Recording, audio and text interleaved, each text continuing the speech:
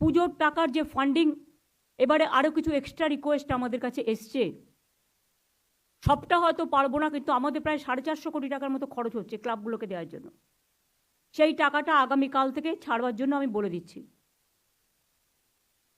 যদি কেউ না নিতে চান, ওয়েল অ্যান্ড গুড, তাদের সামর্থ্য আছে, তাহলে আপনার যে নতুন লিস্ট এসছে, নতুন লিস্ট থেকে নতুন যারা এসছেন তাদের দিয়ে দেবেন। নতুন অলরেডি আমাদের কাছে অনেক রিকোয়েস্ট পড়ে আছে। সবাইকে হয়তো পারবো না একবারে, বাট আমি টাকাটা অলরেডি বেড়ে অনেকখানি হয়ে গেছে। পুলিশি অ্যাকশন, এখন থেকে কোন ক্লাব কি পুজো করছে, কি থিম করছে, যাতে পুজোর সময় স্ট্যাম্পেড না হয়। যার যে কিছু থিম করার অধিকার আছে, কিন্তু এমন কিছু আমরা করব না, এটা পুজো কমিটিগুলোকেই দায়িত্ব নিতে হবে।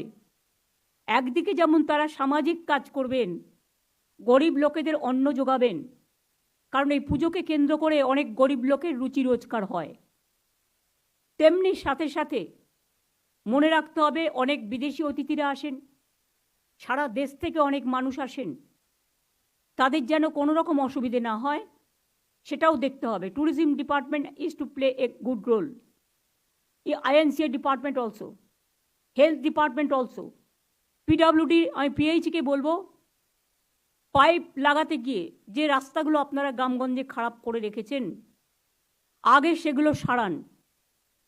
PWDকেও বলবো, ইরিগেশনকেও বলবো, যার যার হাতে আছে, বা পঞ্চায়েত। ধরুন আপনি একটা লাইন টানলেন, তারপরে রাস্তাটা সারালেন না, রাস্তাটা ভেঙে করলেন, যতক্ষণ আপনি সেই রাস্তাটা না সারাবেন ততক্ষণ আমি কিন্তু নতুন টাকা দেব না।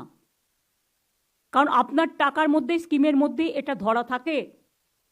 প্লিজ অল দ্য ডিপার্টমেন্ট, যারা রাস্তা খুঁড়ে পাইপ নিয়ে গিয়েছেন, সেই রাস্তাগুলো ঠিক না করবেন, তাদের কিন্তু আমি টাকা দেওয়া বন্ধ করে দেব নতুন কোনো স্কিমে, যতক্ষণ তারা, এবং ল্যান্ড অ্যাকুইজিশন আমি করব না, ক্যাবিনেটে আসলেও করব না।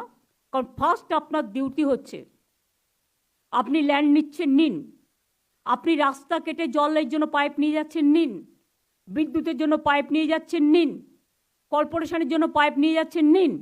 এটাও মানুষের জন্য পরিষেবা, কিন্তু সাথে সাথে আপনাকে সেই রাস্তাটা ভালো করতে হবে। আমরা বলেছি গ্রামীণ রাস্তা দিয়ে বড় ট্রাক যাবে না। পুলিশ অনেক সময় ছেড়ে দেয়, পুলিশের একাংশ। আমি পুলিশের রাজীব কুমার, মনোজ ভার্মা যারা আছেন তাদের বলবো, কোনো বড় ট্রাক গ্রামীণ কাঁচা রাস্তা দিয়ে বা পিচের রাস্তা তৈরি করে দিয়েছে পঞ্চায়েত, সেখান দিয়ে যাবে না। যদি যায়, সেই দায়িত্বে যারা আছেন ওখানকার লোকাল, তাদের বিরুদ্ধে কিন্তু অ্যাকশন হবে।